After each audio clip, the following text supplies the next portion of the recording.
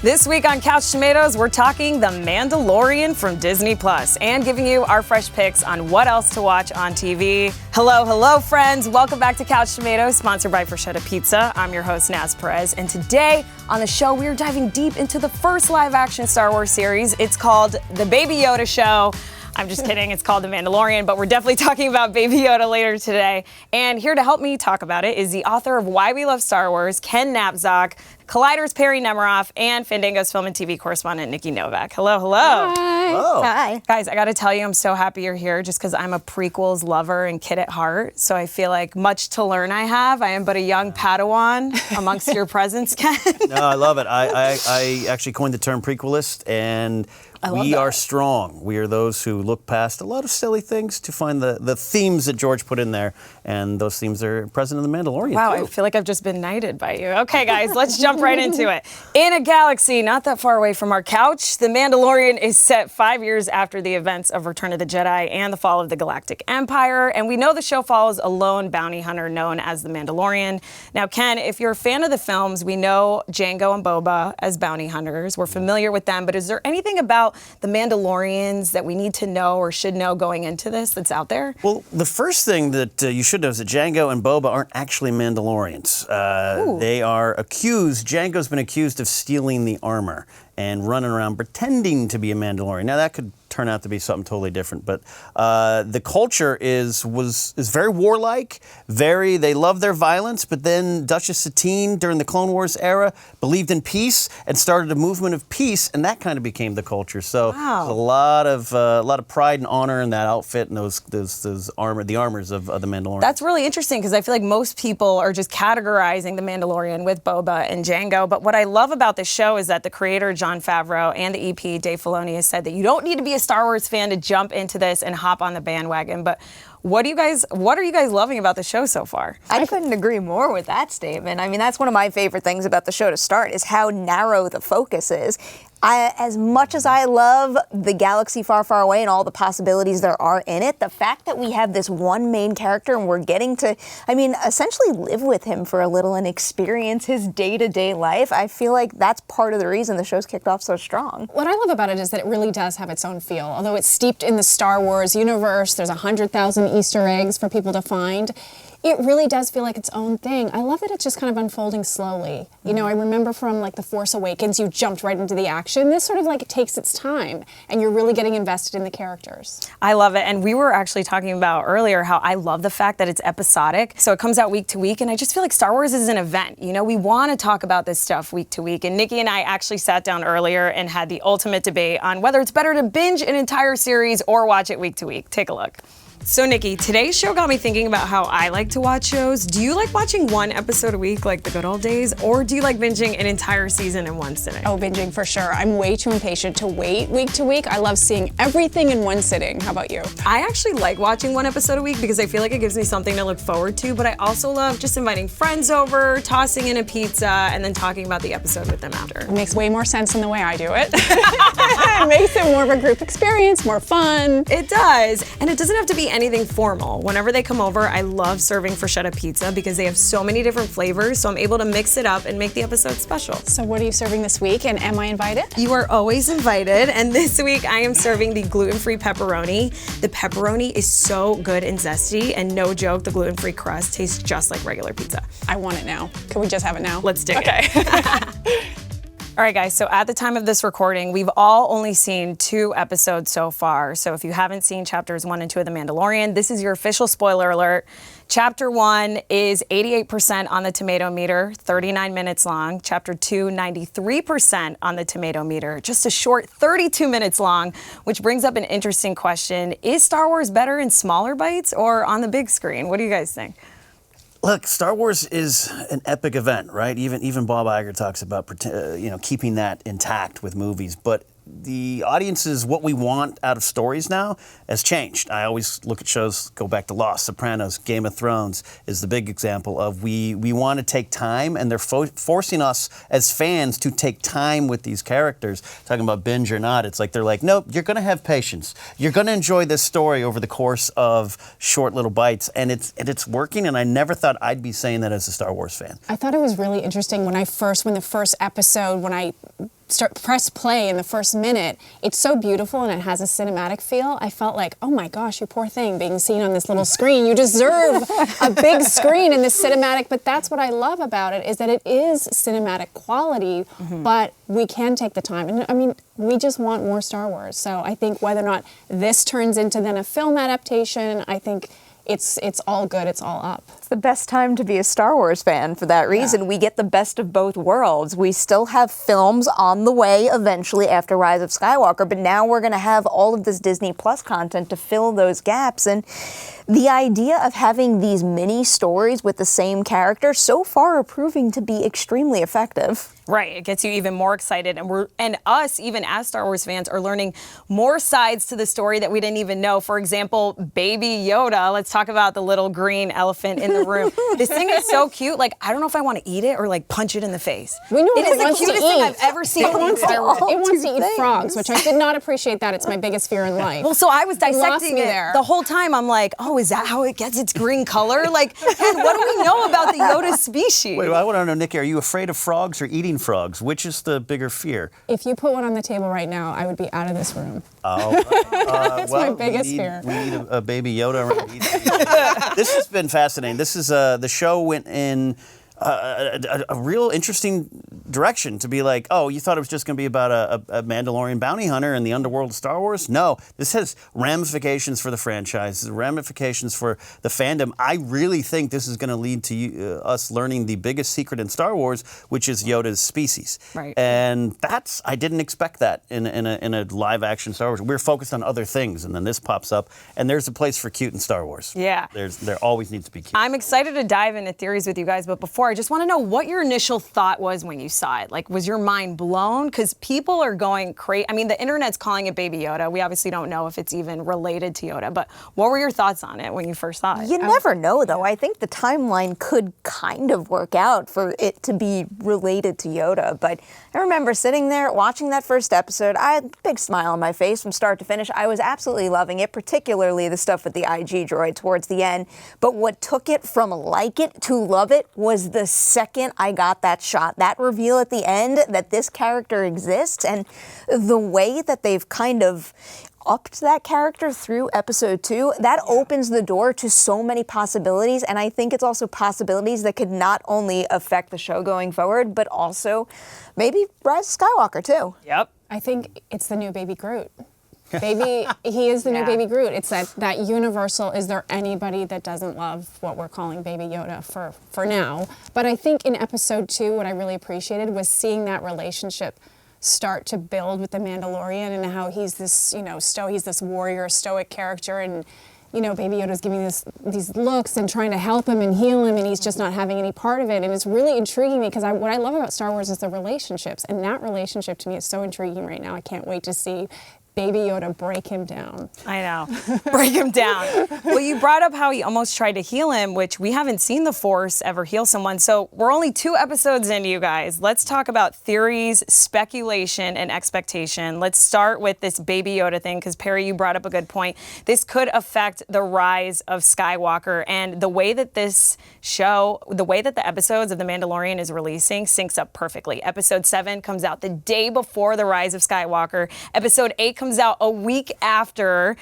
Is this Baby Yoda gonna bring balance to the Force and maybe defeat Emperor Palpatine? I don't know if I'm willing to go that far just yet, but the fact that the run of this show does bleed into that movie, I mean, that's kind of what you've got to do right now to play the game and to battle all the other franchises out there, is have that connectivity. They're doing it with the Marvel shows on Disney Plus. Right. It would make sense for them to do it with their Star Wars shows as well. And, when Rise of Skywalker is supposedly about finding balance in the Force, having a character with Force abilities like this Baby Yoda has already showed us, and also being of the Yoda legacy to some extent, whether this character is actually related to Yoda or not, that does seem to be like that key that could be missing, especially because when we left these main characters in Last Jedi, their forces were greatly diminished. They could use the help, and it seems like Baby Yoda could be the one to swoop in and maybe not save the day,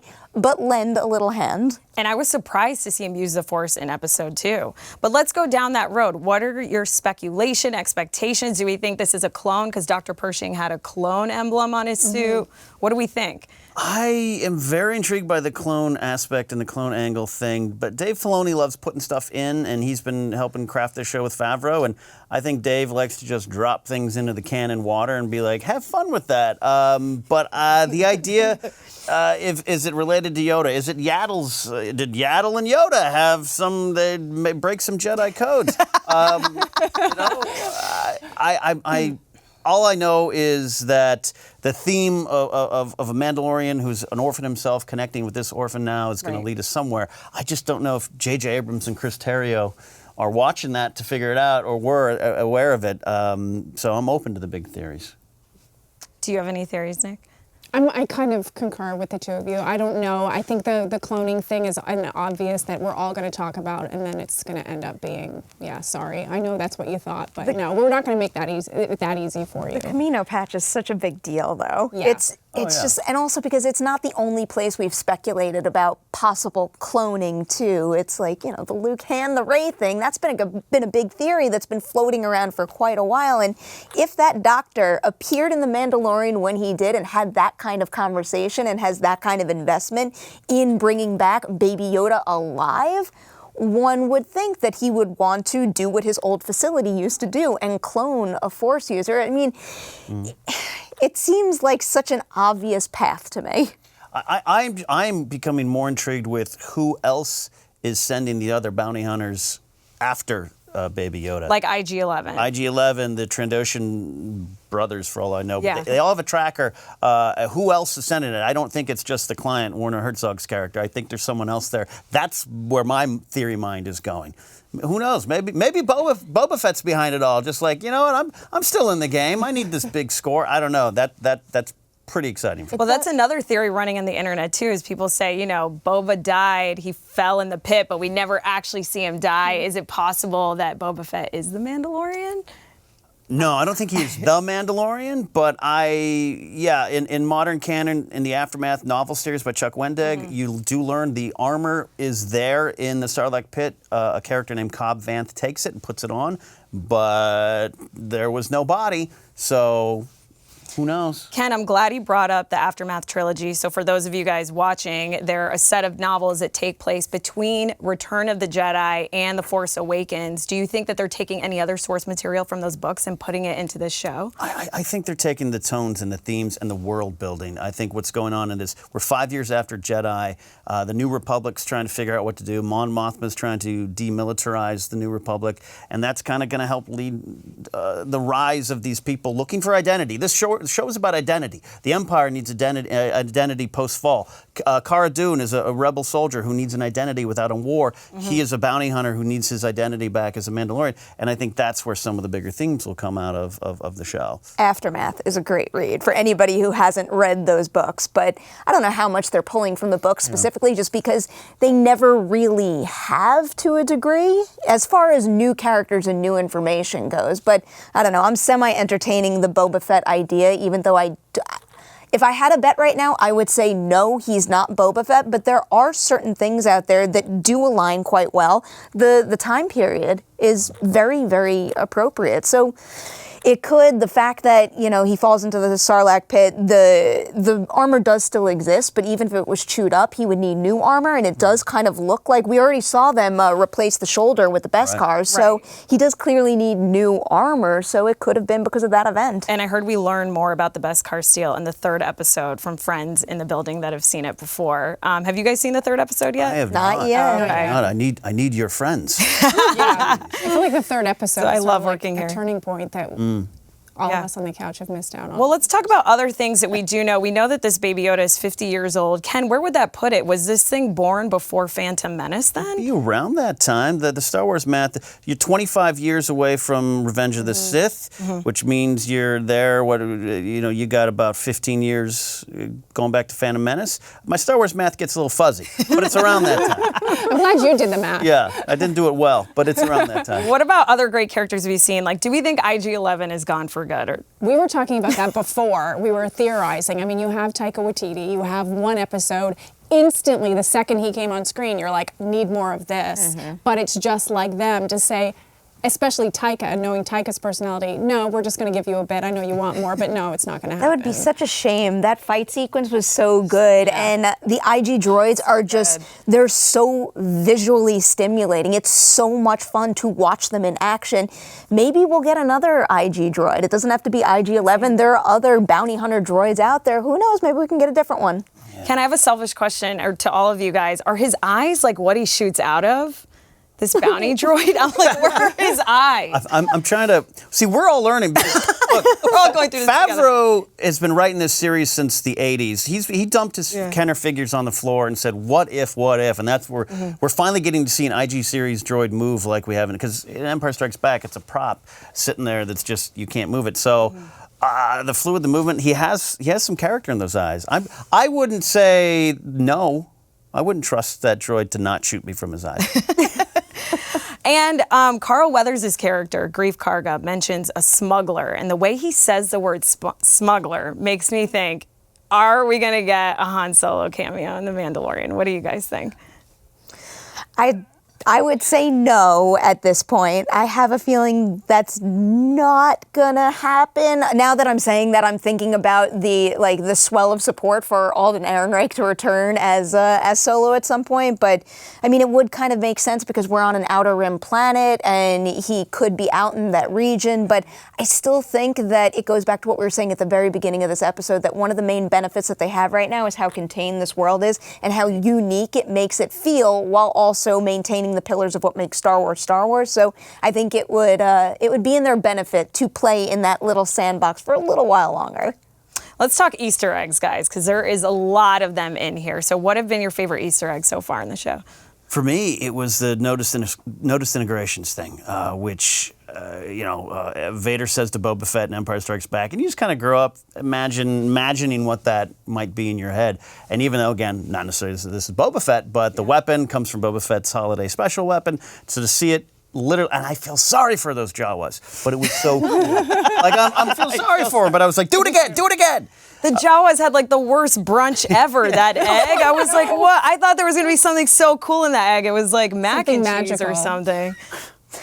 I think the Camino patch is still my top because I didn't know that. And then I think it was a Reddit user that first found it. And I'm like, you're right. And that could change everything. And I freaked out. But also just seeing the Jawas get so much screen time because that was always just like a very visually pleasing character. I like cute creatures too, and they're cute and I like the noises they make. But we only got like the teeniest little taste of them. And now all of a sudden in this one episode, we see, the inner workings of the sand crawlers, so many little features that we never knew before. And laugh at the egg thing, but that was clearly something that was very important to this epic Star Wars race that we never really knew before. So the fact that this series is giving us a little time to live with not just the Mando, but others as well, yes, I want more of that. I know. I love the use of carbonite.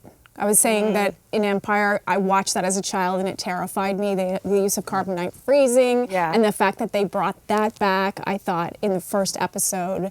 And to me, that was just sort of like all that Star Wars nostalgia. It was like a little extra and I can't wait to see how they're going to use it moving forward. I know. I love the frozen carbonite. I wish I could like freeze my own body and then hang it on the wall. I always thought it looked so cool. But I have to ask you guys, because I know you said there's no better time than to be a Star Wars fan, but is Star Wars fatigue a real thing? It's not for a lot of people because I think there's still a general audience. It's just like taking it as part of an entertainment buffet. I think there's some truth to that a little bit, but I mean, I got Star Wars pins on my jacket. Like I'm okay, but I'm not the general audience, so I don't know. Maybe I'm not the general audience either, but I don't feel it in the least. And I'm someone who is going out and watching the movies, watching the shows, watching the animated series. I read a lot of the books.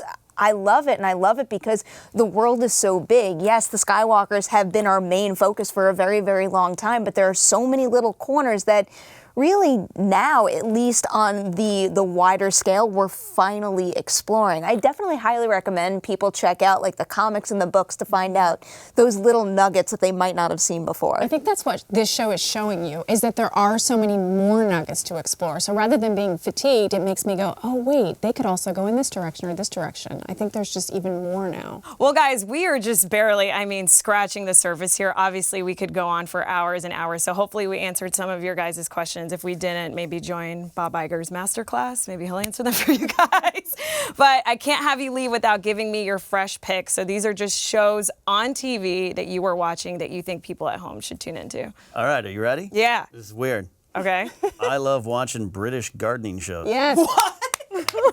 You need to watch Love Your Garden with Alan Tishmarch over there in England. He goes to people in need and redoes their garden. And if you're not crying by the time the sunflowers are growing, you're not a human. And I watch that all the time. And then Monty Don, which is like he's this professor, wears like a cardigan and like boots, and then he goes in the yard and British gardens and just, I'm obsessed with it. I was not expecting to hear that from you. Where can we find Love Your Garden? Netflix has a run on it, and the Monty Don stuff too. I have a question. If you had to choose between that and Star Wars, what would you choose? You know what?